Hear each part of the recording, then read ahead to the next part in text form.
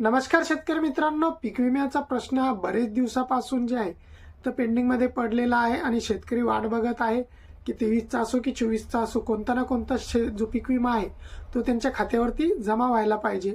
आणि याबाबत शेतकरी नेते जे आहेत ते रविकांतजी तुपकर यांनी देखील आत्ताच मागे कृषी मंत्र्यांना निवेदन दिलं आणि मुंबईला पीक विमा कार्यालय मुंबई येथे देखील त्यांनी निवेदन दिलं आणि जो शेतकऱ्यांचे जे पीक विमा पेंडिंगमध्ये पडलेले आहे, वाटपाचा बाकी आहे, ते लवकरात लवकर निकाली काढावे असे त्यांनी तिथे निवेदन दिलेले आहे। तर हीच बाब जी आहे ती लक्षात घेऊन जे ते पीक विमा कंपन्यांनी जे 23चा ज्या काही शेतकऱ्यांचा खरीपचा पीक विमा जो बाकी होता, ज्यांना 25% अग्रिम मिळाला होता, किंवा 24चा ज्या शेतकऱ्यांना अग्रिम पीक विमा मिळाला होता, अशा शेतकऱ्यांच्या खात्यात ज्यांना 1000, 500, 1500 जमा झाले होते, अशा शेतकऱ्यांच्या खात्यामध्ये देखील पीक विमा हा क्रेडिट व्हायला सुरुवात झालेली आहे। तसेच जो रब्बीचा पीक विमा ज्यासाठी अनेक शेतकरी हे पात्र होते, जो 2023चा जो रब्बीचा पीक विमा होता त्यासाठी अनेक शेतकरी जे पात्र होते, परंतु काही शेतकऱ्यांच्या खात्यावरती पीक विमा जमा झाला होता आणि काही शेतकऱ्यांचा जो पीक विमा होता तो पेंडिंगमध्ये गेला होता।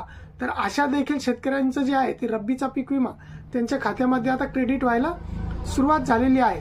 तर यामध्ये जर तुम्हाला देखील माहिती नसेल की तुमचा पीक विमा हा पास झालेला आहे किंवा नाही, किंवा पेंडिंग आहे, तर तुमचं जे पीक विमा कॅल्क्युलेशन आहे ते करून घ्या आणि ते पीक विमा कॅल्क्युलेशन चेक करून बघून घ्या की तुमच्या खात्यावरती पीक विमा हा जमा झालेला आहे का।